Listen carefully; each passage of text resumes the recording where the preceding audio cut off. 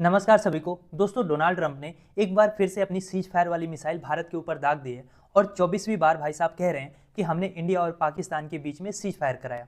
अब आपको लगेगा यार ये बात तो बहुत पुरानी हो गई, अब इसको वापस से चर्चा में लाने का क्या मतलब है। तो मतलब ये है कि ट्रंप ने सीज फायर के अलावा इसमें एक नया ट्विस्ट जोड़ दिया है। ट्रंप साहब का कहना है कि इस लड़ाई में इंडिया और पाकिस्तान के इस skirmish में 5 फाइटर जेट्स गिरे हैं। ये किसके गिरे हैं, किसने गिराया है, इसको उन्होंने क्लियर नहीं किया। पर ये कहते ही भारत में राजनीति गर्म हो गई है, क्योंकि 2 दिनों में मानसून सत्र शुरू होने वाला है और संसद में वैसे भी सरकार कई मुद्दों पे घिरी है, चाहे वो बिहार में चुनाव का मुद्दा हो, एरोप्लेन क्रैश हो, पुलों का गिरना हो, मणिपुर का जलना हो, या फिर पाकिस्तान, चाइना और बांग्लादेश का जो नया ग्रुप बन रहा है। और कैसे पहलगाम अटैक के टाइम पे पाकिस्तान के साथ तो कई देश खड़े मिले, लेकिन भारत के साथ कोई भी देश डायरेक्टली तो खड़ा नहीं मिला और ना ही खुल के किसी ने भारत के लिए पाकिस्तान के आतंकवाद की निंदा की। चाइना के साथ हमारा 100 बिलियन का ट्रेड डेफिसिट है, अमेरिका के साथ ट्रेड डील अभी तक फाइनल हुई नहीं है और ये वही ट्रेड डील है जिसके नाम पे डोनाल्ड ट्रंप ये क्लेम कर रहे हैं कि हमने सीज फायर करवाया। तो पॉइंट ये है कि विपक्ष के पास इस बार संसद के सत्र में इतने सवाल होंगे कि मुझे नहीं लगता है कि सरकार जवाब दे भी पाएगी।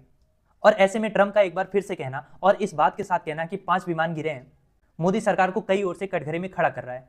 क्योंकि ऑपरेशन सिंदूर के दौरान से ही बहुत सारे ऐसे सवाल हैं जो जनता के मन में हैं, लेकिन सरकार उस पर जवाब नहीं दे रही है।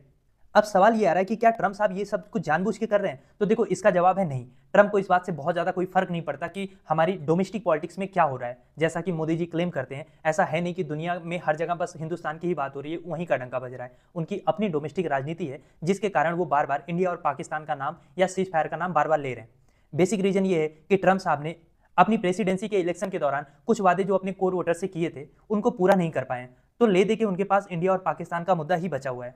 जेफरी एप्स्टीन के मुद्दे में डोनाल्ड ट्रंप बुरी तरीके से घिरे हुए हैं। रसिया यूक्रेन वार को वो अब तक खत्म नहीं कर पाए। ईरान इजराइल वार में कूदे थे, लेकिन ईरान का ना तो न्यूक्लियर नष्ट कर पाए हैं, ना तो उनकी न्यूक्लियर साइट को बहुत ज्यादा नुकसान हुआ है।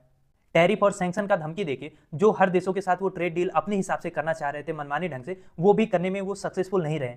तो पॉइंट ये है कि जितना भी वादा ट्रंप ने किया था उसमें वो कहीं भी खरे उतरते दिख नहीं रहे, तो ले दे के उनके पास इंडिया और पाकिस्तान का ही मुद्दा बचता है, जहां वो ये क्लेम कर रहे हैं कि वार उन्होंने रुकवाई है। और उसका एक रीजन ये भी है कि हमारी ओर से भारत सरकार ने इतनी चुप्पी रखी है कि ट्रंप के जो मन में आ रहा है वो दावा वो भी कर रहे हैं, और यहाँ तक कि पाकिस्तान के जो मन में आ रहा है वही दावा वो भी कर रहा है। पाकिस्तान ने यहाँ तक क्लेम किया कि उसने इंडिया के 6 फाइटर जेट्स गिराए हैं। अब ये अलग बात है कि सैटेलाइट इमेज से ये पता चल रहा है कि पाकिस्तान का जो एयर स्पेस है उस पर इतना भारी डैमेज हुआ है कि उनका रनवे तक अभी मेंटेन नहीं हो पाया है।